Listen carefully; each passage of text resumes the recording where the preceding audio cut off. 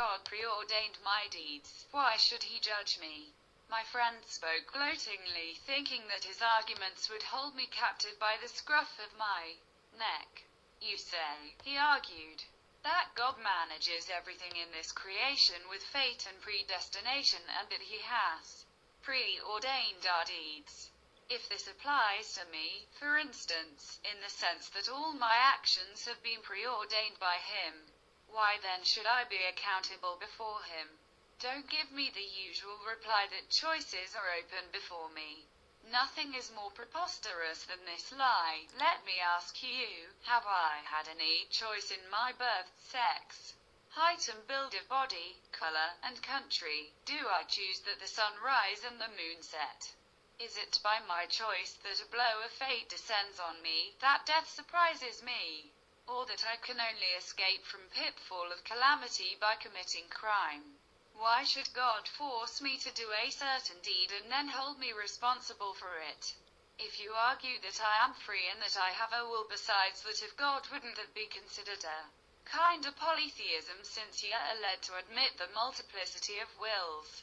Moreover, what can you say to counter the ideas of historical materialism concerning the determinism of environment and circumstances, as well as the various forms of inevitabilities that adherents of that philosophy advocate?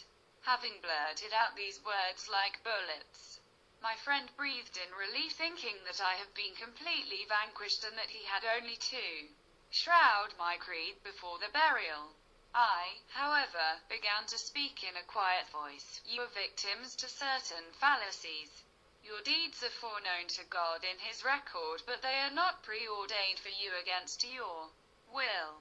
They are only preordained in his prescience, just as you may foresee, in the light of your knowledge, that your son will commit fornication, and he actually goes on to do it. Have you compelled him to it, or was it, in fact, a foreknowledge which came true because founded on your comprehension of the situation? Another confusion you fall in is your description of the freedom of the will as a lie, arguing that you had no say in determining your birth, sex, height, color, or country, and that you cannot will the sun to move from its orb. The cause of the confusion is that you conceive freedom differently than we, the believers, see it. You have absolute freedom in mind, therefore. You ask whether you can have a choice in making yourself white or black, tall or short, or whether you can will to move the sun from its place or stop it in its orbit. Hence, you inquire plaintively, where is my freedom? You are, in fact, talking about absolute freedom. The freedom to do as you will in the universe. Such a kind of freedom is God's alone. We do not hold this view of freedom as we are guided by the Quranic verse.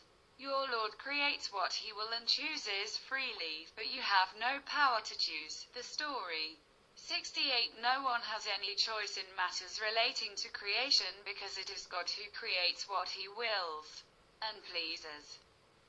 He will not hold you responsible for your short or admonish you for your long stature, nor will he punish you for failing to stop the sun in its orbit.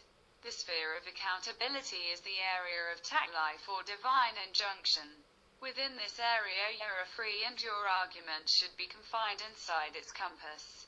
You are free to repress your appetites, to bridle your rage, to resist the prompting of your ego, to deter your evil intentions, to enhance your benevolent tendencies. You can be generous with your money and self. You can tell the truth or lie. You can restrain your hand from forbidden gains. You can divert your eye from prying into sensitive spots of others. You can hold your tongue and refrain from cursing, backbiting, and slander. In this area we are free, and it is in this area that we are liable to account and questioning. The freedom we should be discussing is relative and not absolute. It is man's freedom within the sphere of taklif or injunction. This latter kind of freedom is real, and the evidence for its reality is your innate, intuitive sense of it. We feel responsibility and contrition for our wrongdoing, and we feel relief over our good deeds. We sense in every moment of our lives that we are involved in weighing and choosing from among several possibilities. The primary function of our mind, indeed, is to choose and favor from among alternatives.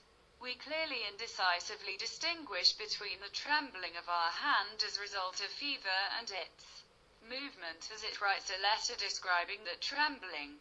We are conscious of the shivering as determined and compulsory, and of the letter writing as free and voluntary.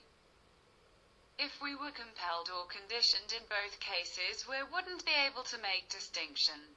This freedom is further affirmed by our experience that it is impossible under any pressure to compel the heart to accept anything it does not want to.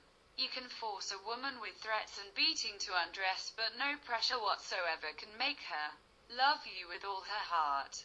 This indicates that God has safeguarded our hearts from all forms of compulsion and duress, and that He created them free. This is why God judges according to what the heart harbors and the intentions bear. The believer who is forced to utter expression of shirk, polytheism, or blasphemy under threatening or torture will not be held accountable for them as long as his heart is steadfast in faith. In the following verse, God absolves such person of responsibility. Those who are forced to recant while their hearts remain loyal to the faith shall be absolved there. B. 106. A further element of confusion in connection with question of freedom of will is that some people understand human freedom as meaning of transcendence of divine will and a management of affairs independent of God. Consequently, they accuse the advocates of freedom with shirk, polytheism, and with setting up equals to God who bid and dispense like Him.